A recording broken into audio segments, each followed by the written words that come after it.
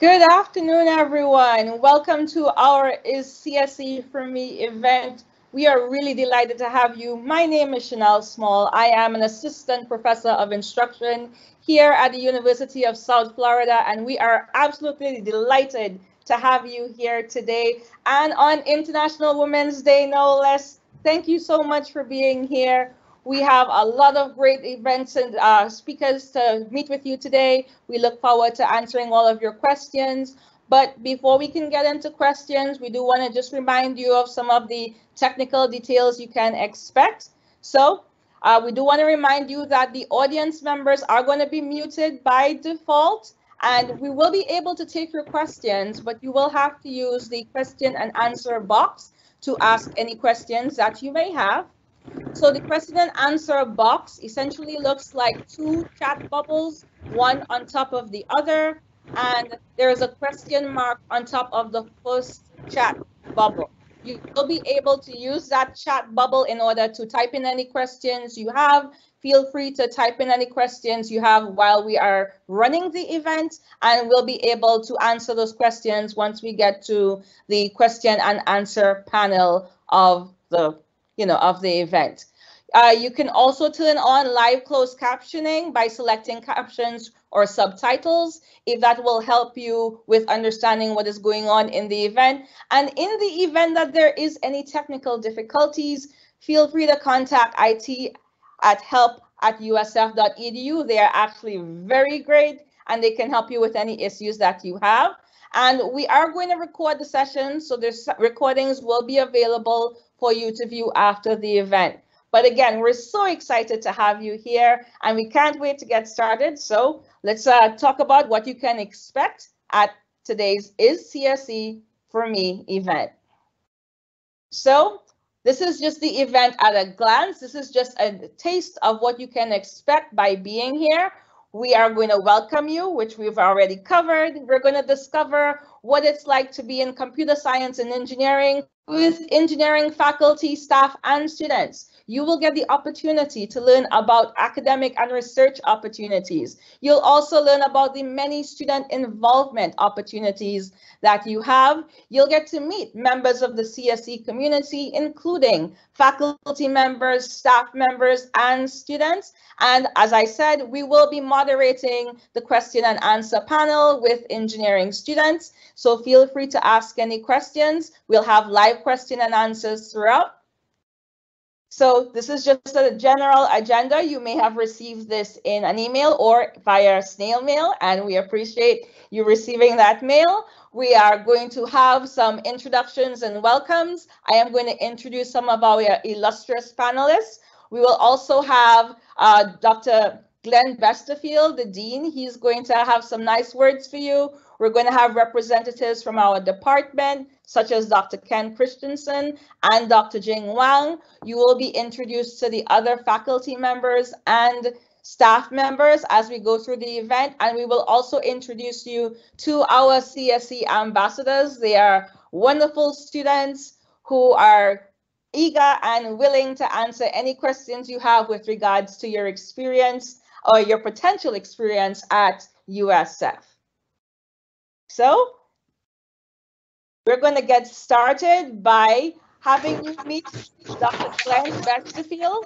Dr. Westerfield is the Dean of Admissions for the University of South Florida. He is also an associate professor with the Mechanical Engineering Department, and he is very happy to meet you. Take it away, Glenn. Thank you very much, Chanel. Congratulations, Generation Z, the greatest generation to ever enter American higher education. You're better than the millennials. You're better than Gen X, your parents. You're even better than my generation, the baby boomers. The first digitally connected generation from birth to enter American higher education. Yeah, we texted your pictures out when you were born. It was on a flip phone, and we had to press the number 1 3 times to get the letter C. You're the greatest generation because you truly believe. Other generations imagined, dreamt of a greater world, a better world. A better world where there were not borders. A better world where there weren't social injustices. A better world where there wasn't a disparity of wealth. A better world where we truly cared about our environment. Generations before you dreamt of it. We imagined a better world, like John Lennon said in the famous song, Imagine. You're different, and you are the greatest generation to ever bless this planet. You're the best generation because you truly believe you will change the world and make this a better place for humanity. Congratulations on your admission to USF. Considered America's fastest rising university by US News and World Report. USF is now ranked number 46 public university in America. To put that into perspective, that is higher ranked than 25 of the state flagship universities in America. And we now join 2 other great universities to the north of Tampa in the top 50 public universities in America. Florida Board of Governors has declared University of South Florida to be a preeminent research university, joining once again those 2 great universities to the north. And then in the last 2 years, USF has been ranked number 1 or number 2 in the entire state of Florida university system for performance-based metrics. These are metrics that judge, they rank, they quantify undergraduate student success. Metrics like retention rates, graduation rates, degrees in the STEM areas. The outcomes of your degree, like job placement and starting salary. Not one of those universities to the north of us, but USF has been number 1 and number 2 for the past 2 years in these type of metrics. You know, almost any flagship land-grant public university in America would switch places with us any day. They would move their university to the great metropolitan area of Tampa, Florida. 15th largest metropolitan area in the nation. Why? Because almost any scholar researching American higher education will tell you that the future of American higher education is not that university in that small rural town, but it's that university, that powerful research university in the metropolitan areas. That university, just like the University of South Florida. We have a whole community, a large community to partner with in research, to partner with in internships, to partner with in-service learning. This is the future of American higher education, and the future is here now. The Tampa Bay area, with respect to computer science, computer engineering, cybersecurity. Forbes magazine, just recently, prior to the holidays, ranked Tampa, Florida, not the Tampa Bay metropolitan area, but Tampa, Florida, as the #1 emerging tech city in America. What was that based upon? It was based upon the generation of new tech jobs. Tampa, Florida now has 25% of the tech jobs in the state of Florida. That's just Tampa, Florida. That's not considering the Tampa Bay area of St. Petersburg, Clearwater, Sarasota, Manatee areas. Udacity just ranked Tampa #2 in the nation in emerging tech cities. 2,000 jobs in the computer science, computer engineering, tech areas were created last year alone. New jobs. And it's anticipated that number will continue. You know, I'll tell a story and it's a story near and dear to my heart because it's a story about my son. And it's the tremendous benefit of coming to a metropolitan research university and the opportunity that was afforded him that would not have been afforded in a sleepy little town to the north of us. We're one of 2 sleepy little towns to the north of us, or even that town to the east of us. But during my son's junior year, he was a USF student.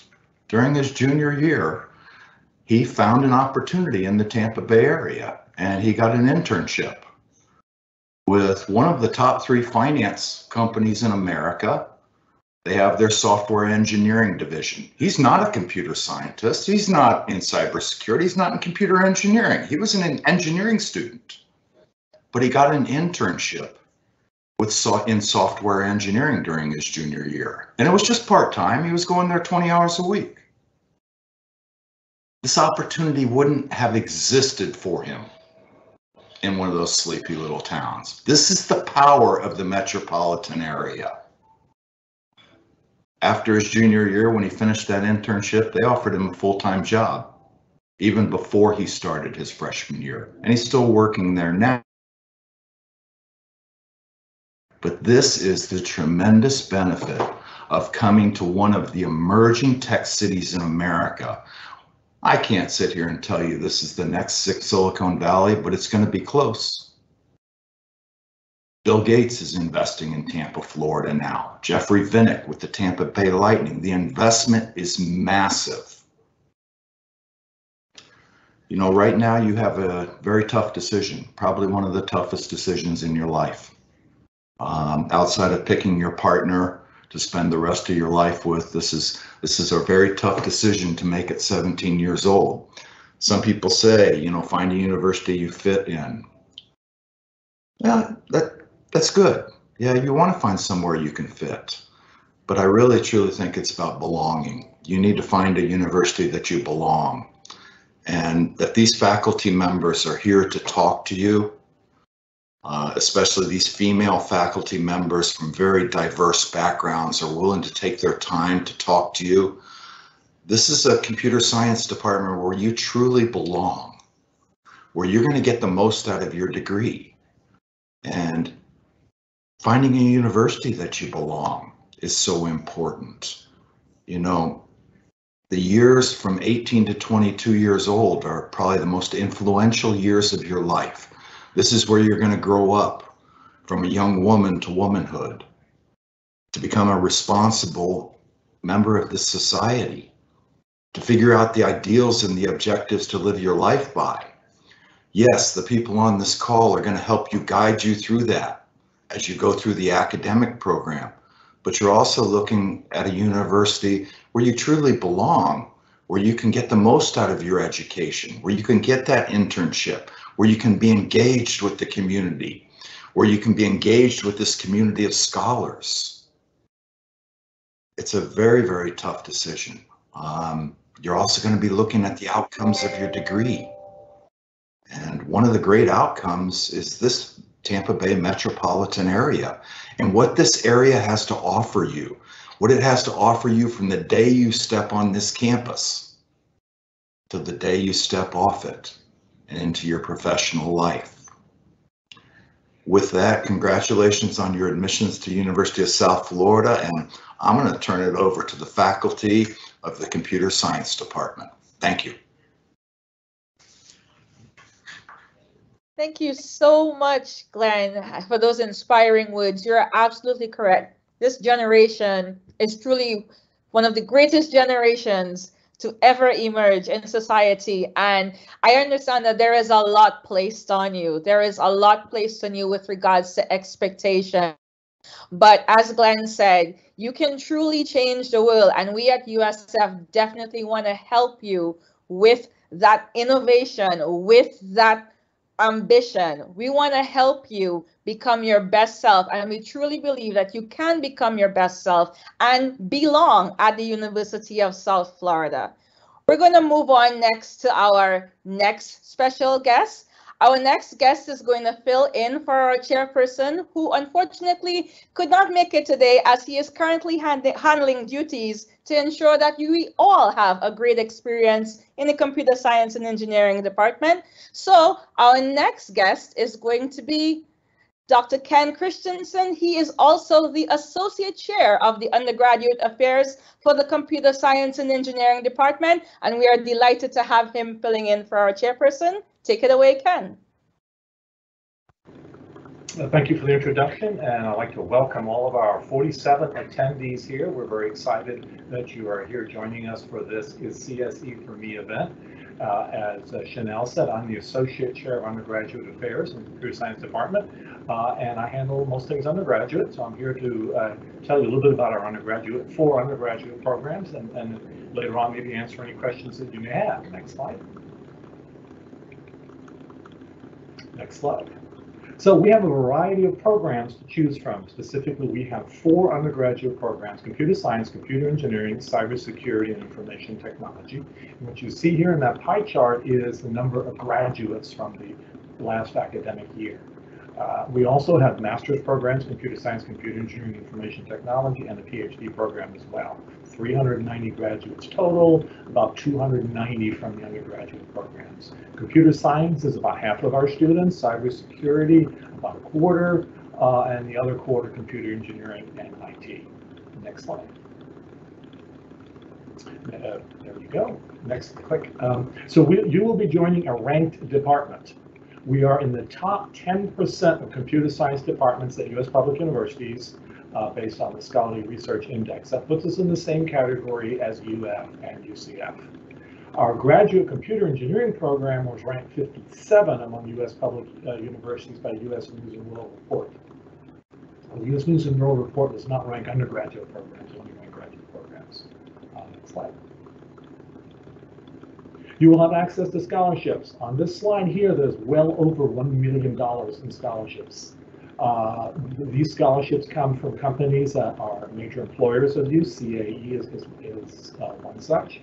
We have scholarships that are from donors, from very generous donors. We also have scholarships, the last one on the list, NSF STEM scholarships, which are a result of grants from National Science Foundation. So there are scholarships available to students in our 4 programs. Next.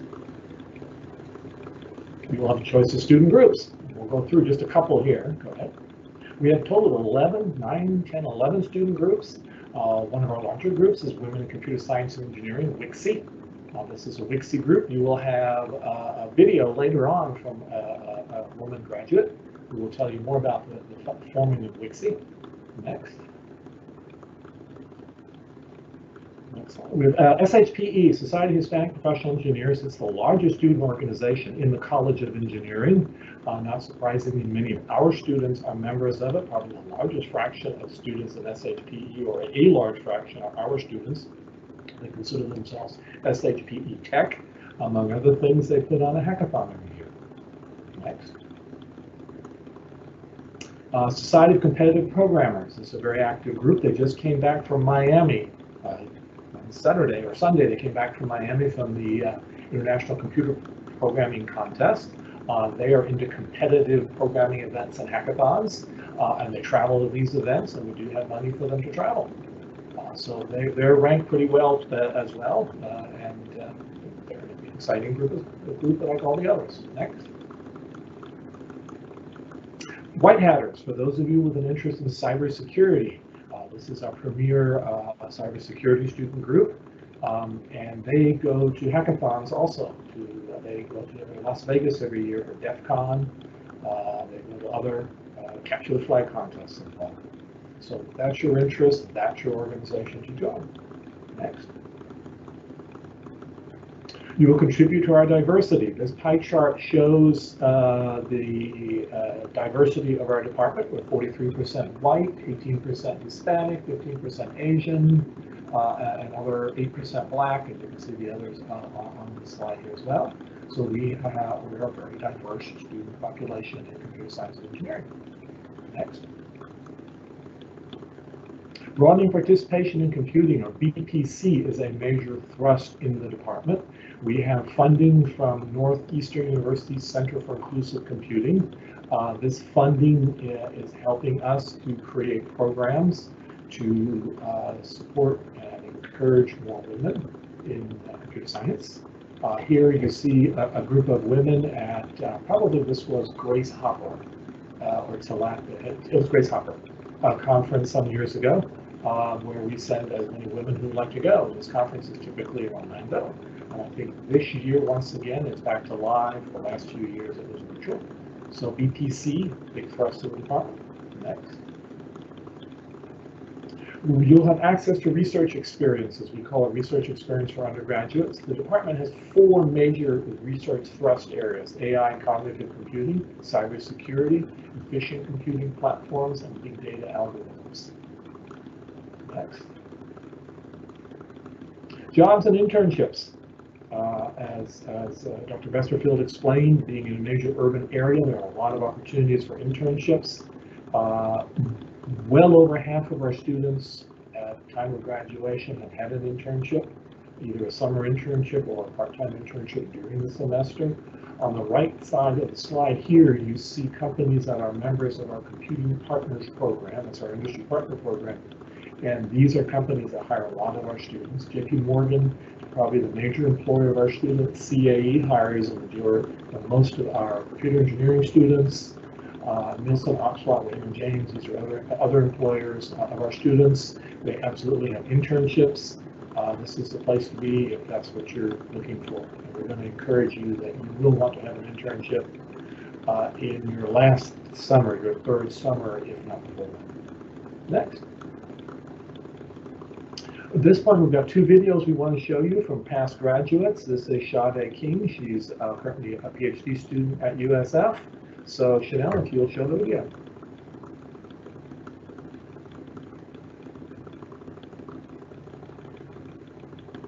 Not hearing it. Volume.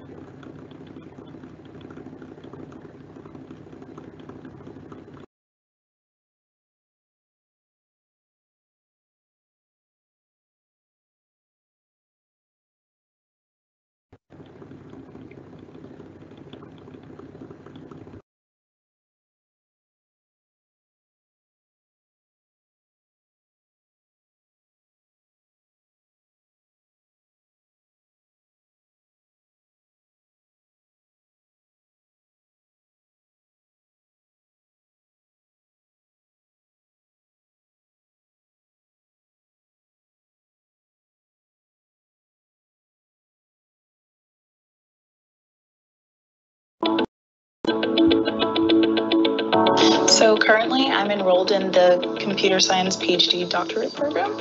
So this is my first year in the program. I'm excited and things are doing great so far. So I chose USF because I fell in love with the campus for the most part. USF is known for how beautiful the campus is, and also USF had a program in conjunction with federal department, and I always have had this dream of like working for the federal government in some capacity.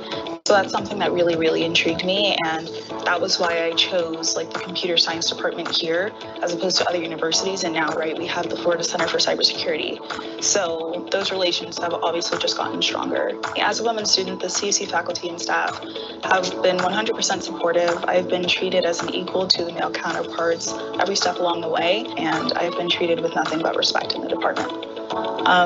It's really great when you see other faculty members that are women, right? Because in this area, it's not only difficult to encourage students to actually enroll and partake in this degree path or degree track, but it's also encouraging when you see faculty doing the same thing and actually mentoring that student and having that one-on-one relationship is really helpful. I am current still. I still get the emails, so I think that counts. A member of WICSE, and I didn't engage as much as I probably could have and should have with the organization, but without a doubt, you get the emails every week without fail of different opportunities of companies coming to campus and wanting to engage with the students in the organization and making those bonds. And so that's a great platform to kind of sell yourself, right, to those recruiters and things of that sort for internship opportunities and future job offers and things like that. So it's a really great organization for that. Like if you have an interest and you think that it would be a good fit for you, go for it. To try and branch out and do research online and try and find out more about the area to see if that's really something that piques your interest and if you think you would be well suited for that. Go Bulls.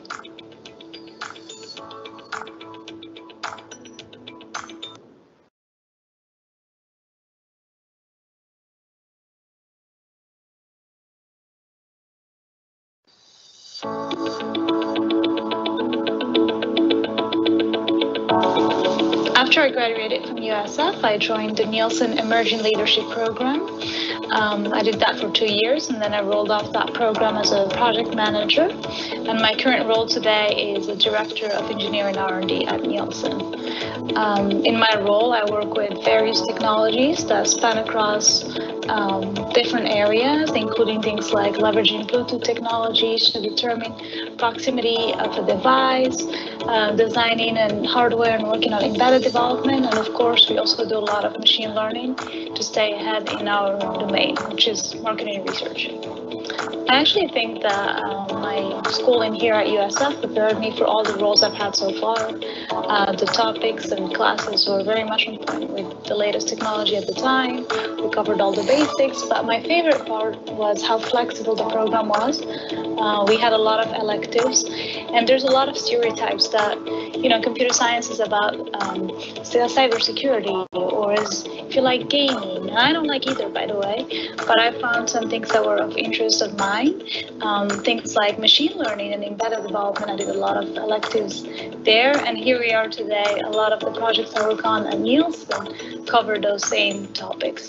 I think that was from the academic perspective. From a people and personal perspective, we also had a lot of exposure to local companies, to bigger companies, and all of it was very helpful. And I think USF is great at making people who graduate very well versed. I think that the staff in computer science were very supportive.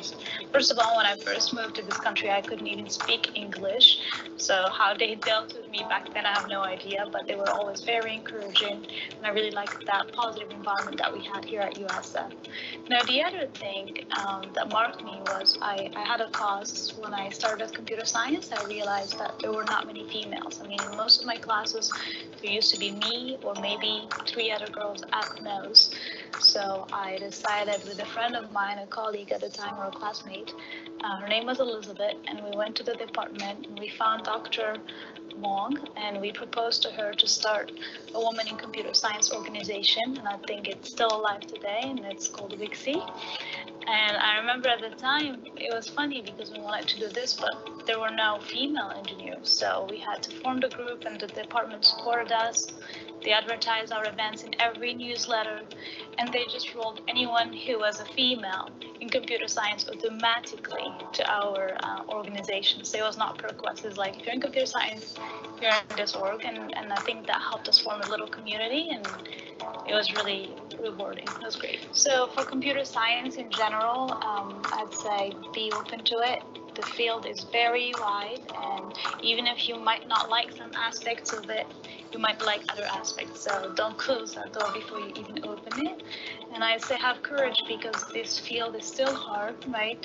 A lot of things might seem very difficult in the beginning, and you need to persevere and be patient with yourself, and then be humble, because I think that's the international language for everybody, to have a good relationship, good communication. I mean, people are everything. People are our customers, our team, our boss, our families. Go Bulls!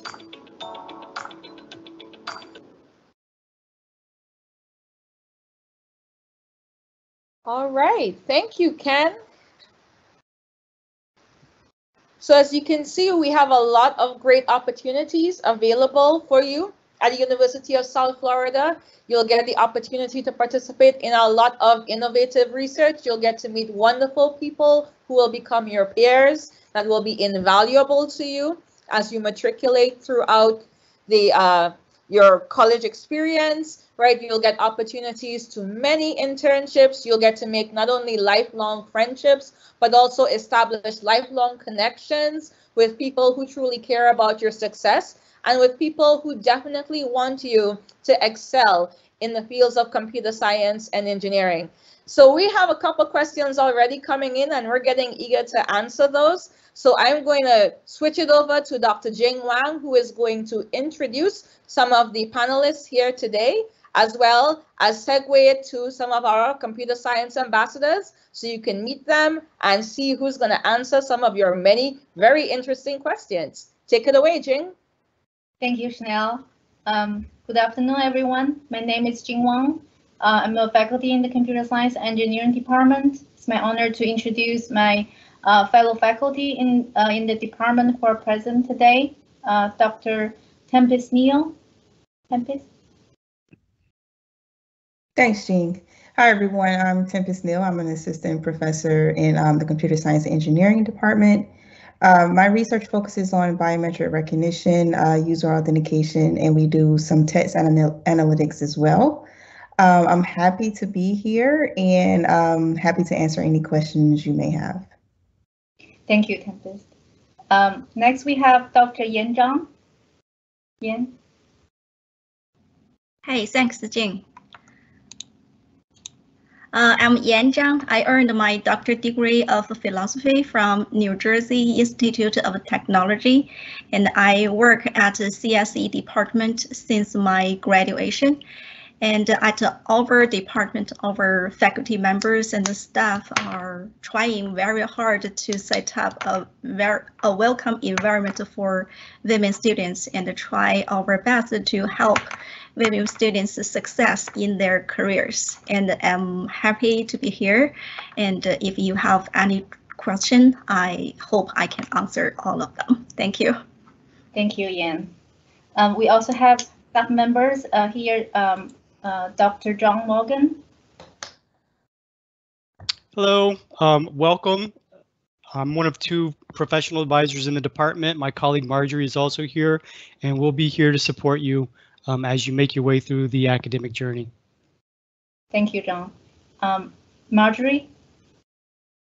Hi, everybody. I really enjoyed listening to some of the stories that our previous alumni had and our current students, and that I hope that you're able to join us this fall at USF, and we look forward to seeing you in orientation. And Mara?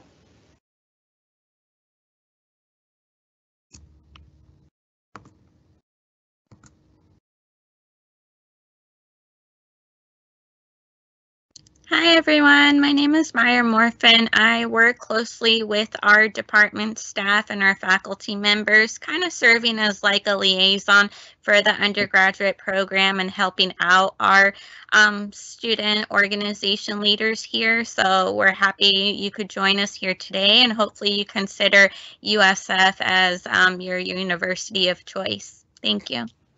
Thank you, Mara. And next, I will have our student ambassadors introduce themselves. Eduardo, you want to start? Sure, I can go first. Hello, everyone. Let me wait for the camera. Okay, hello everyone. My name is Eduardo Fajardo. I am from Guatemala. I'm currently a senior at USF. That means that I will be graduating in May, finally. And I decided to come to USF because it was the most appealing university in the Tampa area for me, because both of their faculty and also the demographics and how inclusive they are with us Hispanics, for example. Next will be Akshat. Oh, I'll wait for a second there as well. All right. My name is Akshat Jalani, and I am an international student from India. I'm currently a senior in computer science as well, and I will be graduating finally in December 2022. I chose to come to USF because it was, again, as Eduardo said, very inclusive. And within a week or two, I felt like I belonged there, and that feeling has lasted with me till this day. Moving on, I'll pass it on to Doria. Hi everyone, my name is Daria Alibi.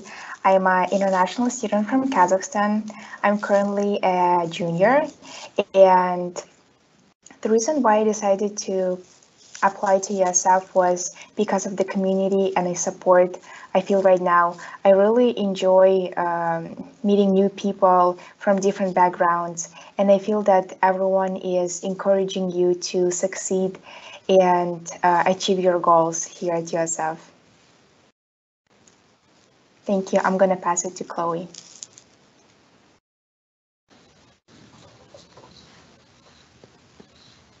Hello, my name is Chloe. I'm a sophomore in computer science. I'm just from Safety Harbor, Florida.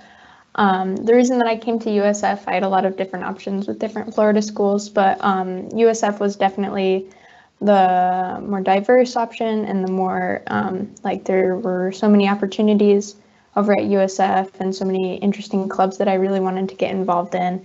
You know, when I went on campus, I really loved the campus, and so there was all these, you know, check marks with USF that I really liked, and I love it here. So yeah.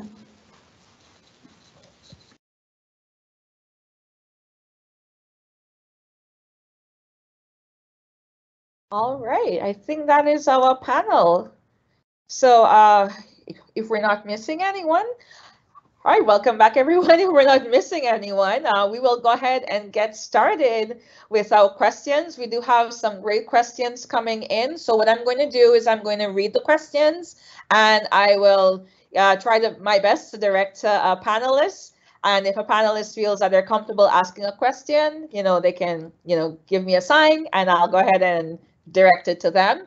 So let's go ahead and get started. Our first question is, what type of classes do I need to take if my major is computer science? So I think we'll have one of our faculty members maybe start. So Jing, do you want to start? And then we'll redirect to one of the ambassadors. The question is, what type of classes do I need to take if my major is computer science? Sure. I think for our computer science majors, first course will be programming concepts, which is COP 2510, and then you move on to program design, computer org. These are the core courses. Then after data structures, you'll be able to take a lot of the electives that we offer. Okay, John is our advisor for the computer science and engineering department. Do you have anything to add for that question? No, I think that was a perfect answer. There's a bunch of core courses. You'll have some math and science, some electives. All right, great, thank you. I just would like to add, yes, you will have some math and science courses. The computer science and engineering track will rely on calculus. So, you know, make sure you're happy with your calculus and familiar with it. It will definitely come in handy. A lot of the courses that are offered in computer science also will have some software emphasis, but you are also going to have access to electives that will give you the opportunity to explore some hardware courses, as well as courses with regards to theory and courses that are special interest as well. Okay. So then, and we have a link that is provided in the question and answer that can be very useful. This link provides you with information that shows you the flow chart or the essentially the path that you will take should you decide to pursue a computer science or computer engineering track. Thank you. So our next question is, do all of these majors fall under engineering? So I'll go ahead and take a crack at that one. So in the computer science department, we are part of the College of Engineering. We do handle 4 majors. So we do computer science, computer engineering, information technology, and cybersecurity. So we definitely have a lot of majors and a lot of opportunity for us in the department, but the department is part of the College of Engineering. So yes, we are considered part of the engineering family at USF. Thank you for that question. Our next question is, what about job opportunities for international students? So this is a very interesting question as well. I'm going to pass this one along to Akshat.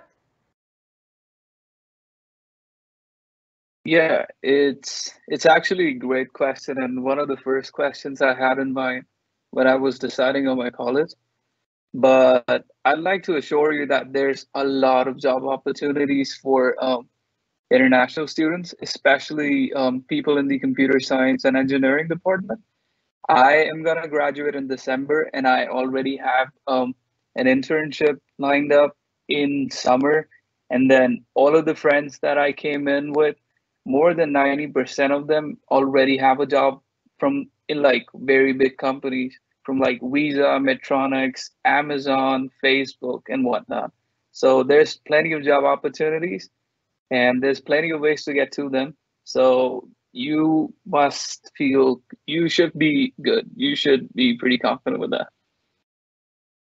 Thank you, Akshat. Daria, do you have anything to add to that question? Yeah, I wanted to add that in order to find those opportunities, USF offers a lot of different ways for those internships. For example, USF has the career fair. Also, you can attend, previously was mentioned, the Society of Hispanic Professional Engineers conferences. Also, the Society of Women Engineers conference are pretty huge, and they're really beneficial for international students if you're looking for a wide variety of options and you want to already get the internship in your sophomore year as well. All right, Akshat, I believe you had something else to add.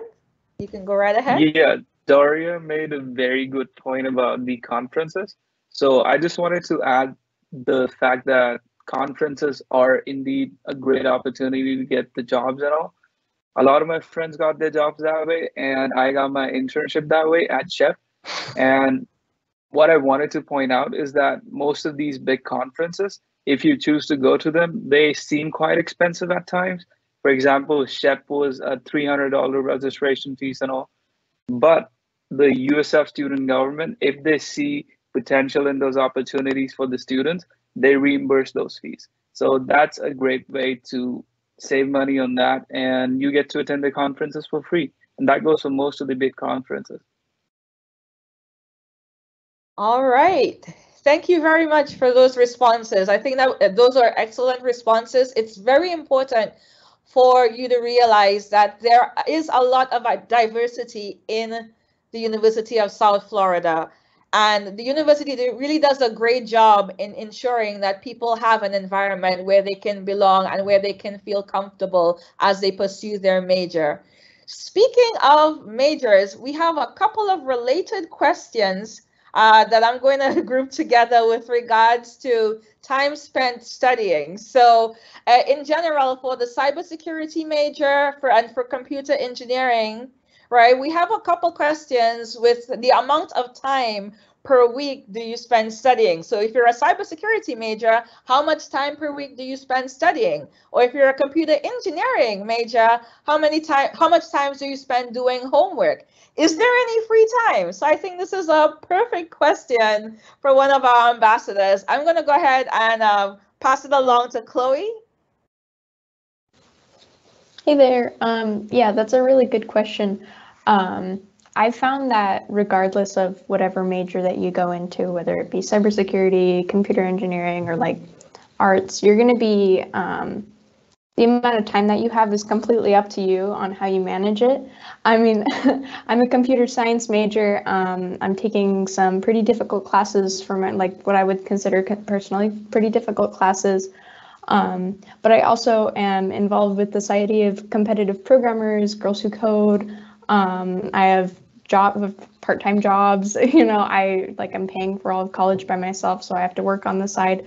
And I still have plenty of time because, you know, I organize my time effectively and I allocate time for, you know, studying, for clubs, for etc. So as long as you have like a really well planned out, you know, schedule for yourself and you're actually able to manage your time effectively and not completely self-destruct, you're going to be totally fine. And so I wouldn't worry about the amount of time that you're going to have, but more of like how you're going to manage your time.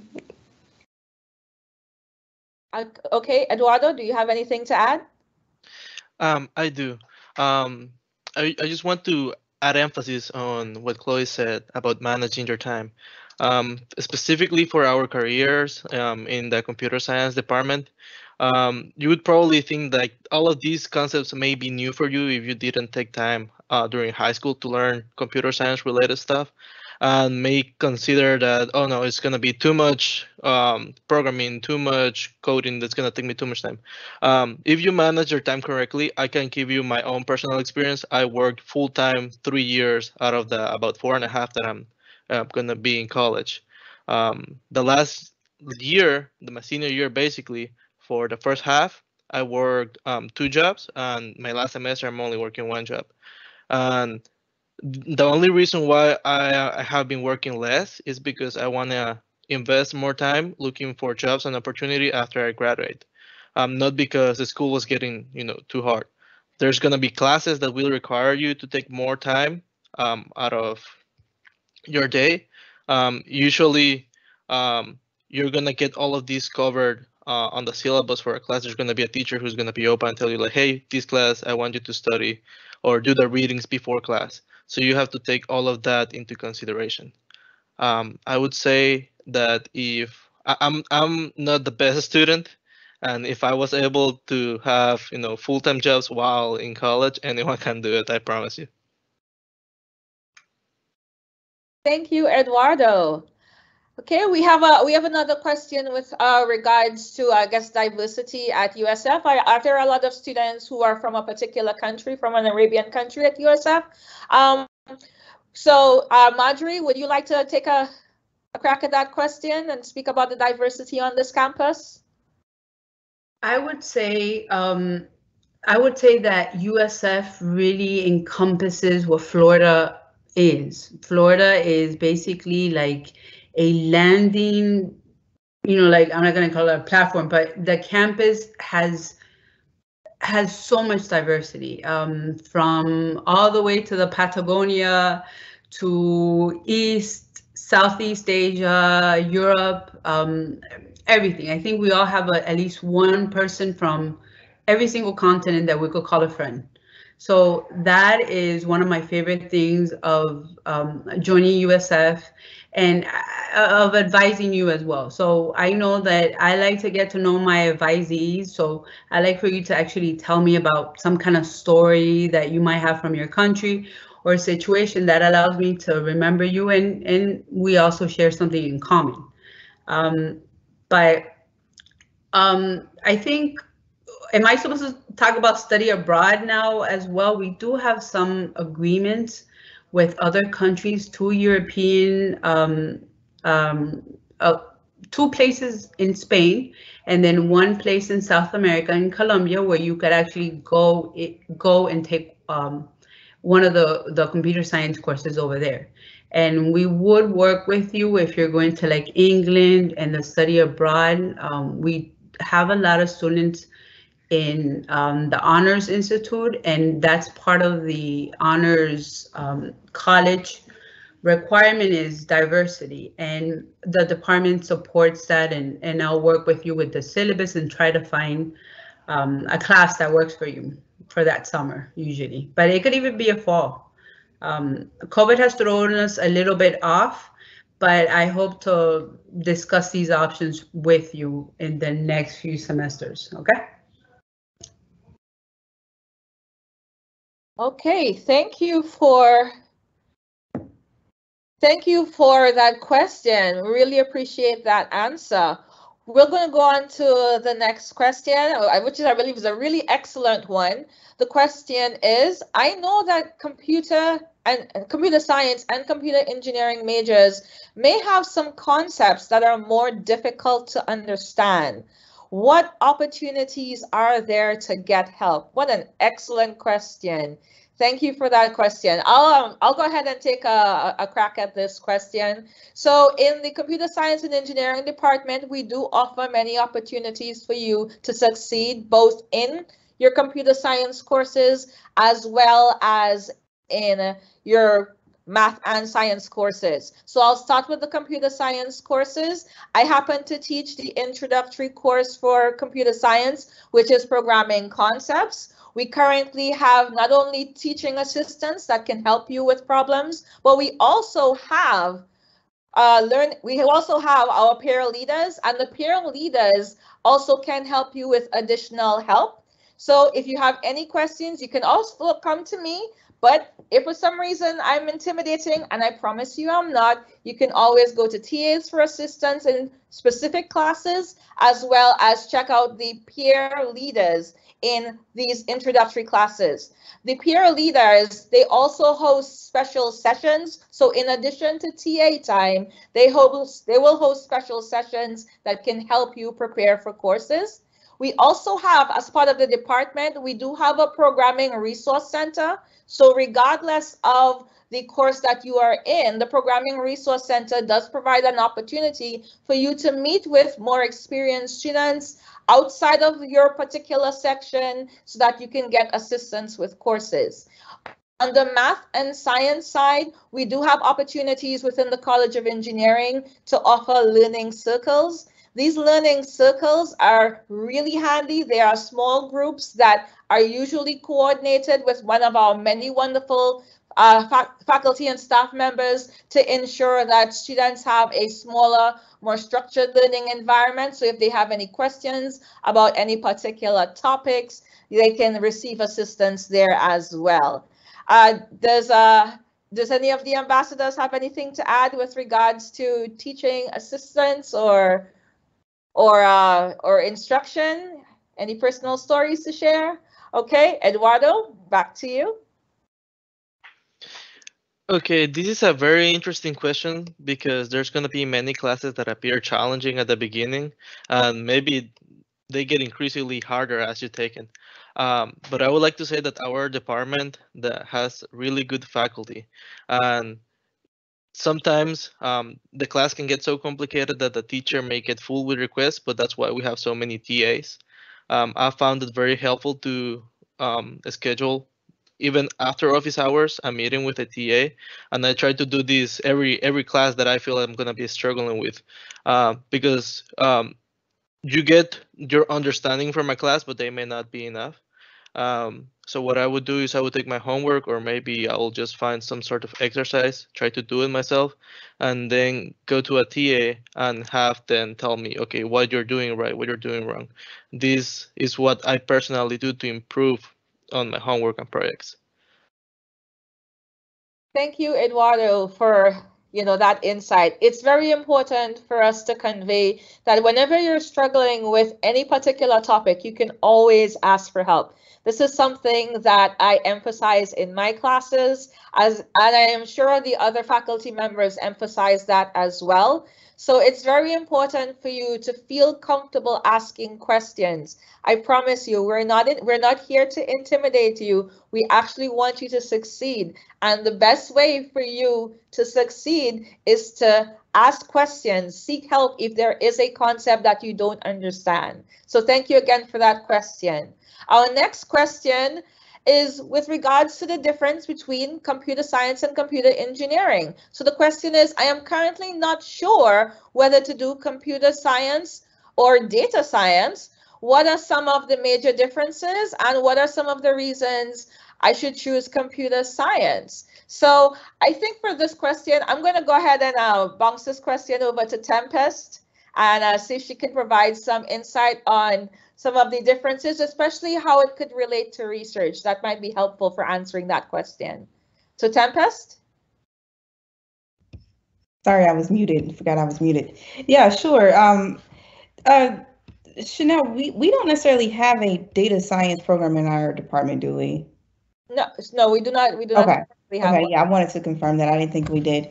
But but in terms of the differences between them, I think data science is gonna it's more of a concentration. And honestly, you could probably do computer science and get data science along that path. And the one way you could do that is by volunteering in research labs or taking some extra electives in things like we have machine learning, we have deep learning. So all of these classes that are going to give you some applied AI experience. I teach an elective on mobile biometrics. We have electives on brain-computer interfaces. We have electives on effective computing. All of these applied AI areas will give you a little bit of that data science that you may be interested in. But I think computer science is probably going to give you a little bit a broader look at in the field and allow you to go into concentrations later on if you decide to do that in your career or in graduate school. And so computer science is a really good start. Just a personal note, I got my bachelor's degree in computer science, but I actually got my PhD in computer engineering. So you can always, they are very much married, like they intersect so well.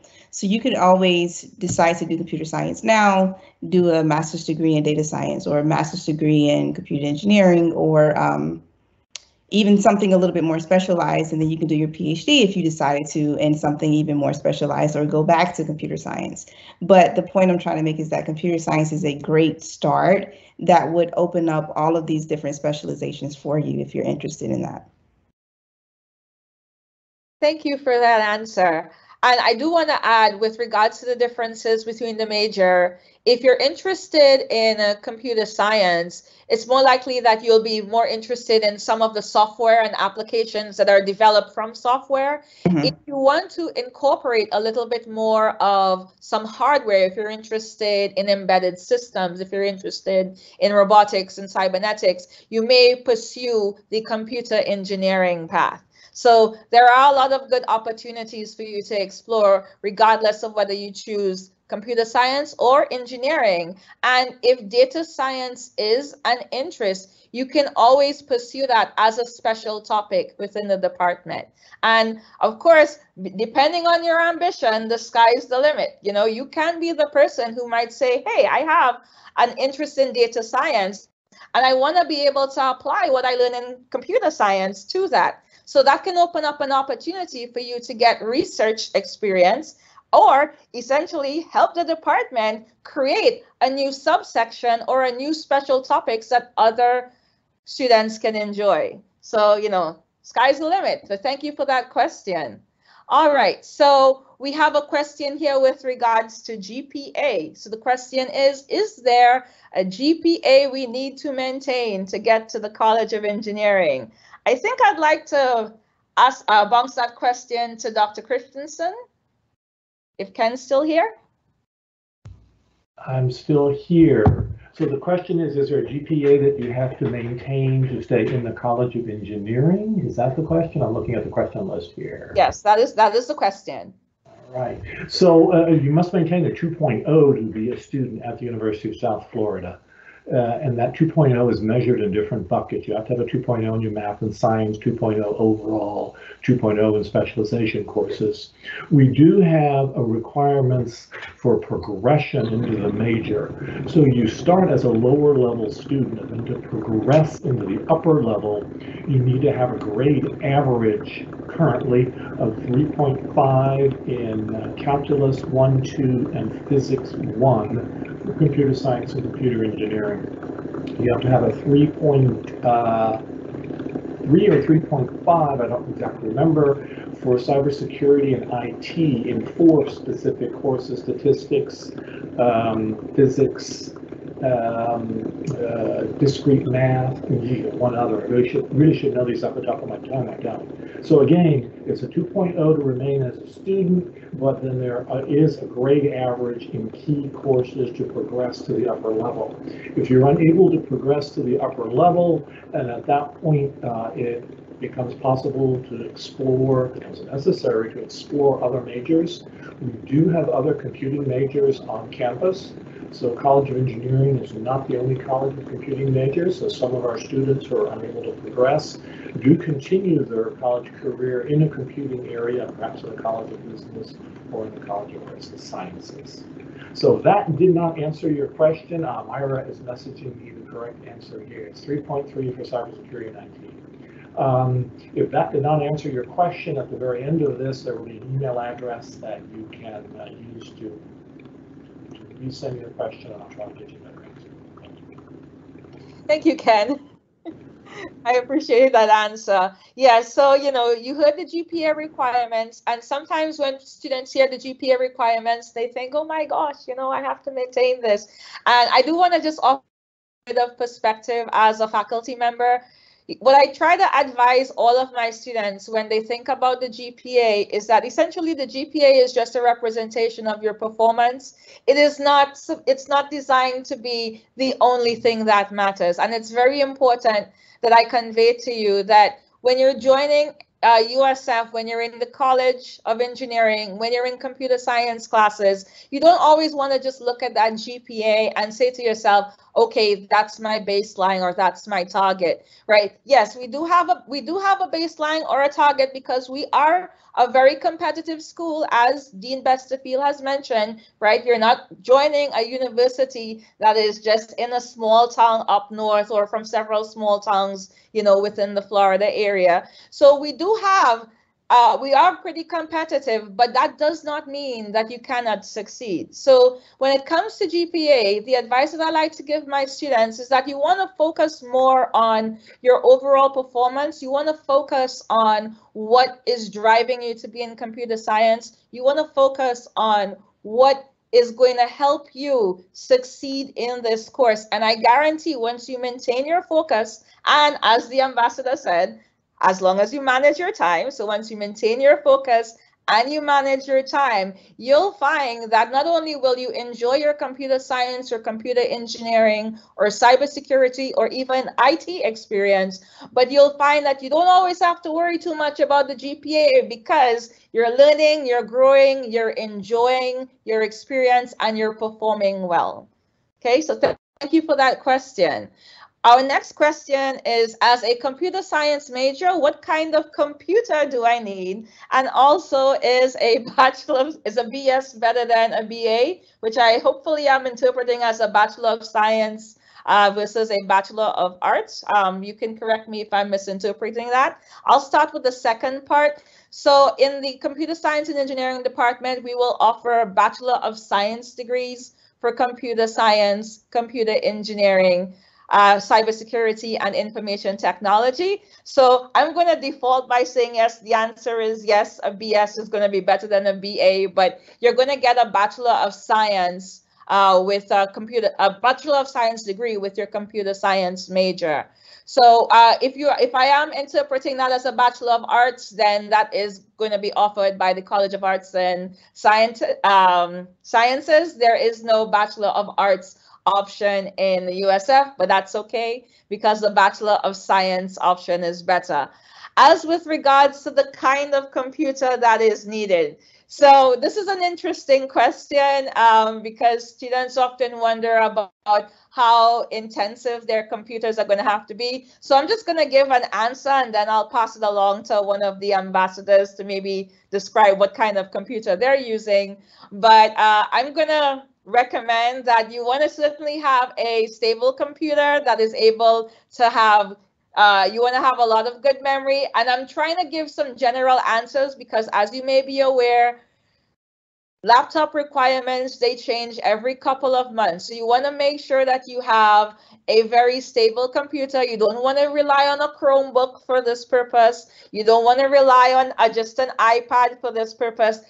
I think you might be able to get away with a Surface tablet. but you definitely want a stable laptop or desktop that has a decent amount of memory, ample storage, and decent internet wireless access as well.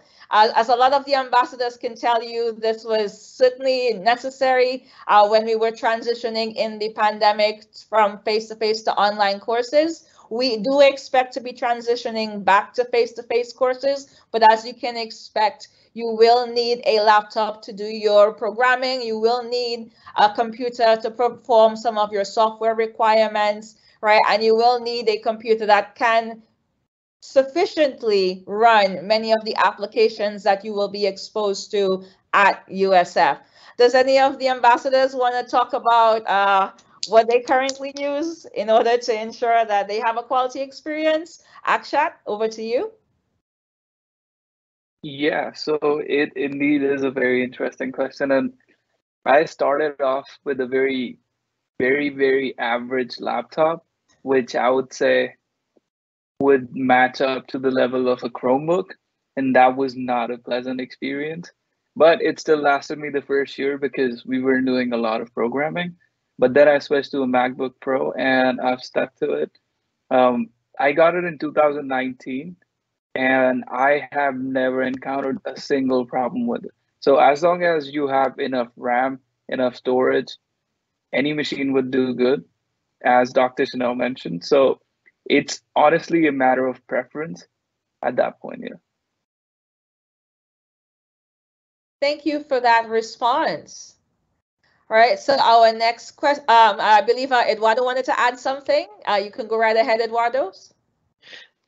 Yes, I wanted to add just a little bit of my personal experience on it as well. And I sort of, I don't want to say that I disagree, but to some extent, most of the programming that you're going to be doing, if it happens that you cannot get a really good laptop at the moment, for example, I think we forgot to mention that USF also offers many labs, and there's, in the library, so many computers. And in case you need to, everything is available. In theory, you could do every single homework in, the libraries and labs. So a laptop, you should think about it more as a quality of life item that you're gonna get. So it's gonna make your life easier. I would tell you to get one if you can, but if you're in a position where you cannot get it right now, you shouldn't have to worry about it. USF offers many different labs, and you're always gonna have a place to do your homework if you need to. Thank you for that, Eduardo. That was an excellent point. We do have a lot of great facilities here at the University of South Florida, so you do not have to feel intimidated or pressured to get the top of the line laptop. And I do want to mention, sometimes students can be overzealous and then they try to buy the most expensive laptop or the most expensive desktop that represents what they think they will need. But as you are aware, requirements always change, laptops do improve, desktops do improve, and so you don't want to put yourself in an unhealthy spending spiral trying to keep up with emerging technologies as you go through your courses. So certainly you don't want to get a reliable laptop, but you don't want to break your bank, you don't want to break your parents' budget as well, right? So you would want to focus on getting something reliable, and if you can't, you do have opportunities to use the many facilities at the University of South Florida to help you out. So thank you for that question. Our next question is, do we need to take chemistry or physics class in freshman year? Right. Oh, and Glenn wants me to mention, when it comes to software, I should mention that the software is provided by USF and it is free. So again, we're trying not to break your bank. We want you to focus on learning, not what's happening in your wallet. So our next question was, do you need to take chemistry or physics in freshman year? Is John here? John, are you able to field that question for us? Yeah, I'm here. So for computer engineering majors, you would take chemistry. For the others, you would not necessarily have to take chemistry. For computer science and computer engineering, you would take physics 1 and physics 2, although you might not take it your first year. It just depends on what you come in with as far as exam credits, where you are in your math, and so forth. For cybersecurity and for IT, you would be required to take an introductory physics course, but you don't necessarily have to go on to an algebra or calculus-based physics. Thank you, John, for that question. So yes, you will be exposed to physics and chemistry, but don't worry, you can conquer this, right? You can do this. So you won't have to worry about physics and chemistry, and computer science can certainly help you conquer any issues you might have in physics and chemistry. I can assure you of that. So thank you for that question. Our next question, oh, this is a great question for the ambassadors. Have any of you had or have internships or co-ops in computer science? And if so, what kind of work were you doing? That's a great question. Who wants to field this among our ambassadors first? I'm going to go to Chloe, so take it away, Chloe. Hi. Yeah, I've had a couple opportunities for internships over my coursework at USF. I recently just got out of a previous internship with a local company, and I hopped right into a new internship. Right now I'm doing web development for a small startup in the Tampa Bay area. But definitely what gave me the competitive edge, I think, in actually applying to internships and things like that is that I'm super involved on campus. Because I didn't have like the most like work experience before college. Like I only had like a little bit, but going into college, I like compensated for that by getting super involved with, you know, WICSI, Girls Who Code, Society of Competitive Programmers, Association for Community Machinery, you know, like just trying to get a little bit of everything, just trying to expose myself to all of the different email like newsletters that I could get, and applying to internships continuously, and just throwing yourself out there, putting yourself in leadership positions, like you know, applying for, you know, like board positions on different you know, clubs on campus. Even if you don't think you're going to get it, might as well, you know, just being bold really just kind of gives you the extra edge that you need. And so yeah, and so I think that's the way that I got my internship. All right, thank you for that question and for that answer, Chloe. Do we have any other insight from any of our ambassadors? Anything we'd like to add? Akshat, over to you. I think so. If you're just asking about what kind of work we're doing at the internship, it generally depends on what kind of internship you got. So, for example, as Chloe said, she's working with web development.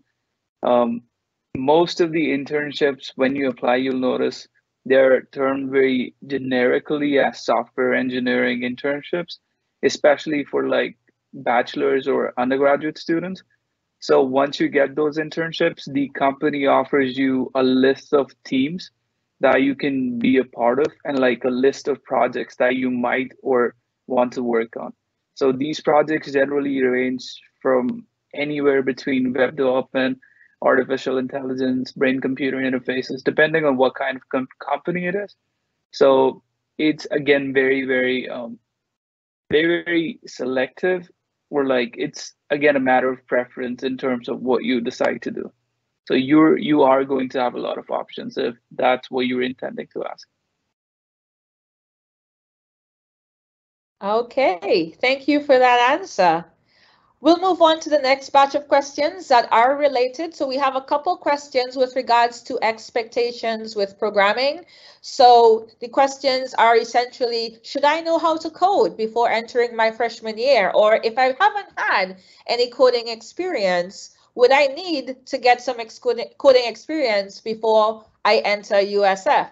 I'll take that question. So the short answer is no, you do not need any prior programming experience to take the introductory programming course.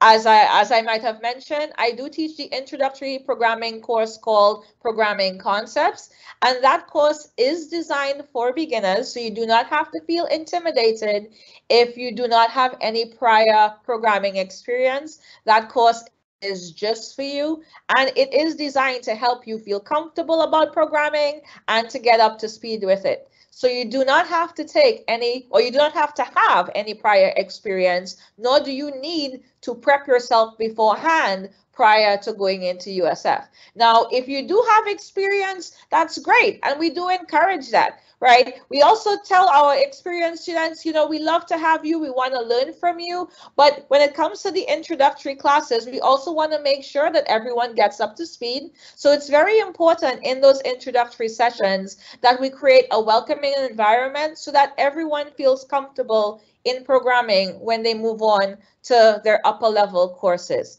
But if you do have experience, or if you just want to get a head start in some of the languages, you're more than welcome to read up on languages like Python, which we use for our introductory course. You can read ahead on C if you'd like to, you know, and those would be two good languages to get a heads up on if you're interested in that. But I do have to emphasize, it is not required for you to have programming experience beforehand, right? And you do not have to feel intimidated about joining USF if you do not have programming experience. We'll be here for you, and we'll make sure that you get up to speed.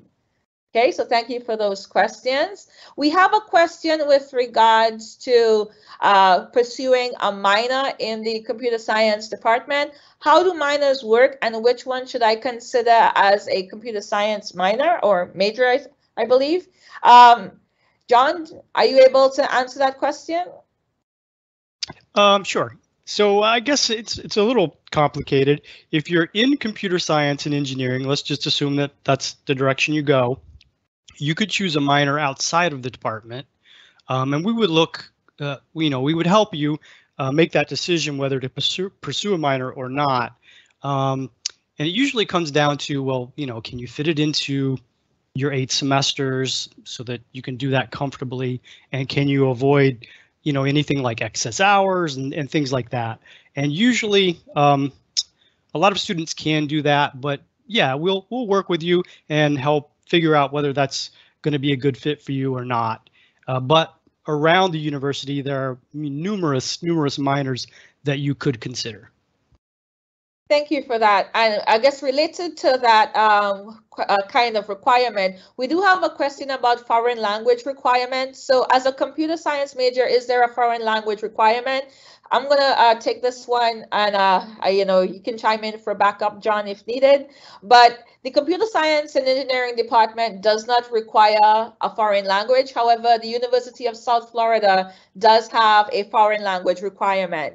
And I checked, if you did take, I believe, if you did have a foreign language in high school, that could be applied to your foreign language requirement. Otherwise, you can take a foreign language while you are enrolled at USF, but it is not a, so, if you took Spanish in high school, so thank you. If you have 2 years of a foreign language in high school, you can apply that towards your matriculation, so you don't have to take any foreign language classes at USF. So thank you for that question.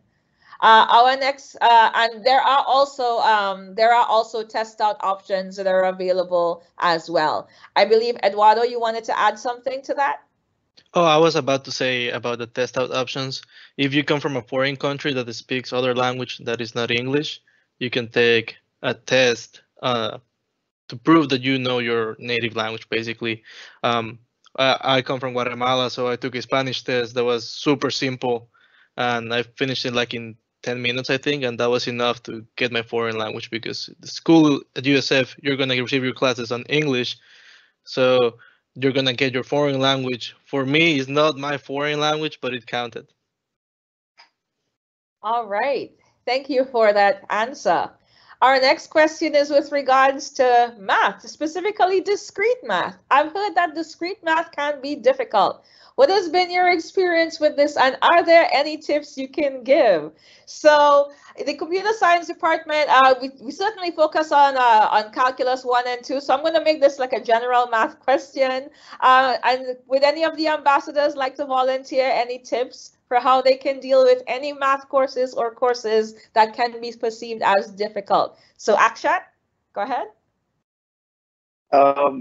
Well, talking about just generally math courses, so anything before calculus and even after calculus, like Calc 1, Calc 2, Calc 3, it all depends on how much practice you get, because that's pretty much it. So as long as you're going to class, understanding the things, asking questions, and getting enough practice, and I can assure you that the professors for our calculus courses do make sure that you get enough practice.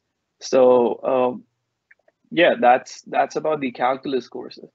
But when it comes to discrete math, I found discrete math very, very easy actually.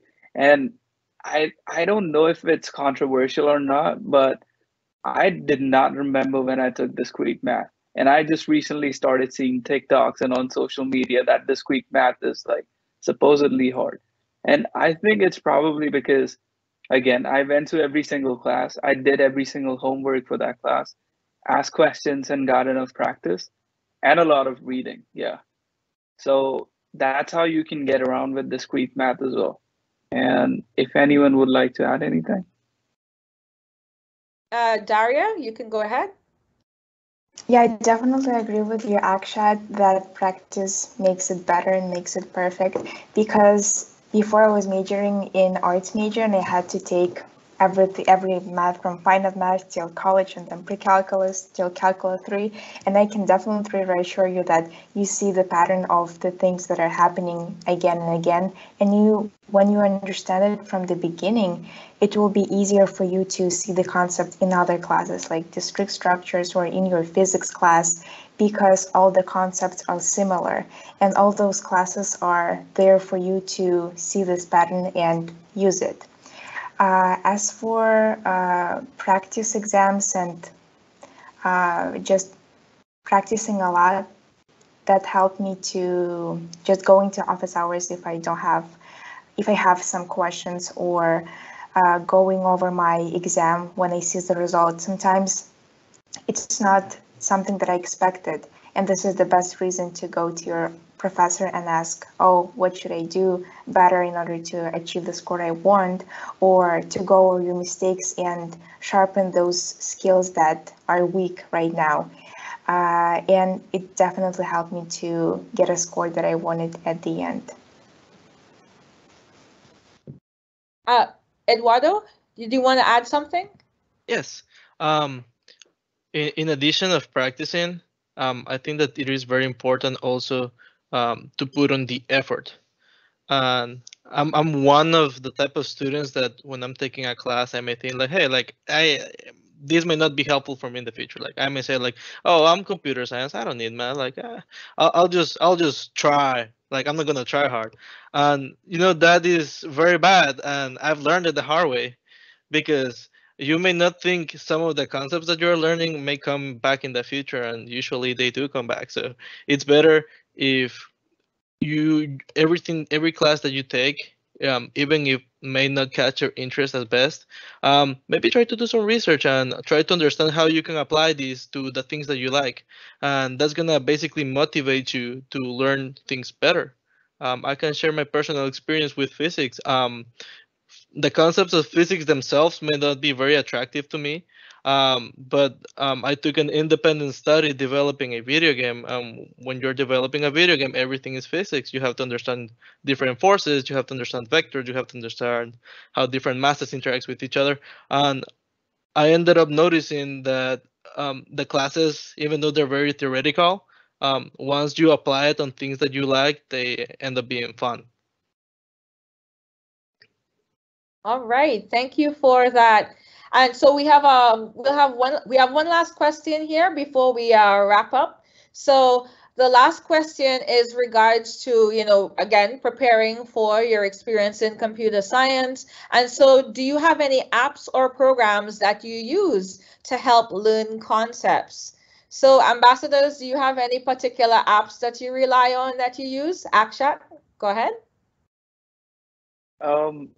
There's actually not necessarily apps. I'm sure there's a bunch of apps for learning programming and like just getting started with the concepts. But in terms of websites, there's a bunch of great websites, which I'm sure all of us use on a daily. One of them is Geeks for Geeks, and then there's W3 School. Then for web development, there's this MDN website. It's all amazing, and it explains every concept from the basics to the advanced. So if it'd be helpful for you, we'd be happy to send you an email with all of these websites attached. Thank you, Akshat. Daria, did you want to add something?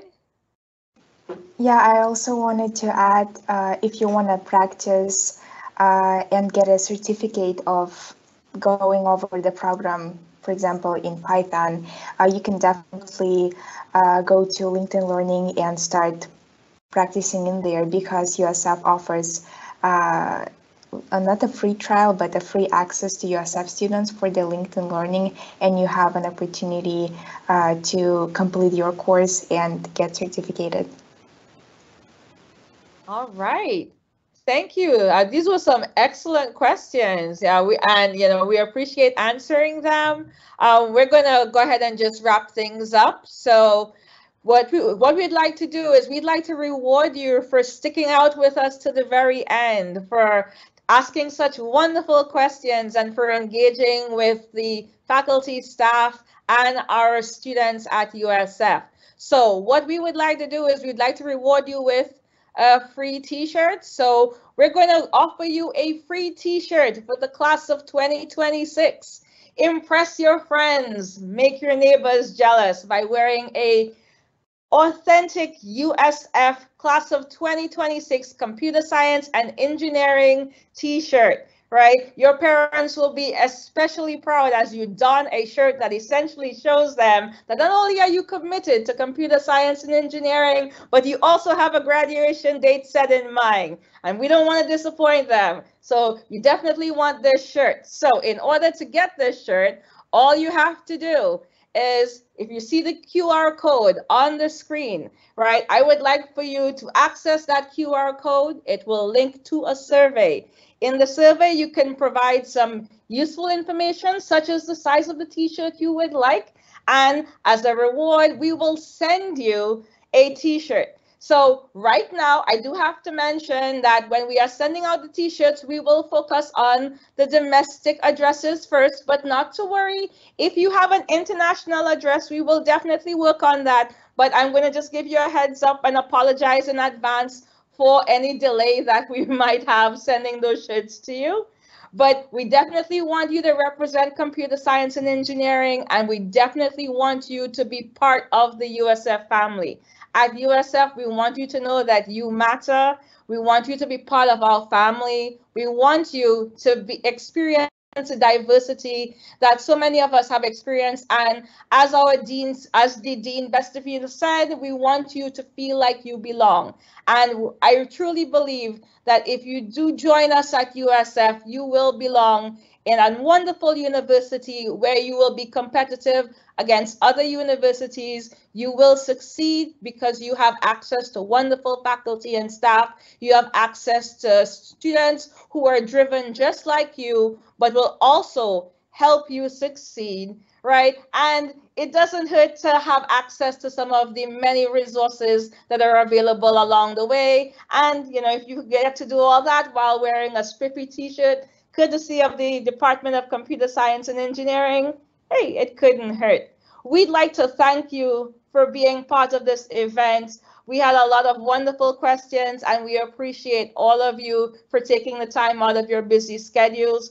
We really hope to see you here. And if you even have any additional questions that I might have inadvertently skipped or did not answer, feel free to email those questions to cscambassadors@usf.edu. One of the ambassadors and even some of the staff and faculty will definitely get back to you on that. So make sure you check out this QR code and fill out our survey so that we can get the useful information we need in order to send a spiffy t-shirt to you. Again, thank you so much for your presence here, and I hope to see you soon on campus and hopefully welcome you in person as a new student of the University of South Florida. Again, thank you to our panelists for being here, and thank you for your attendance. Have a wonderful evening, everyone.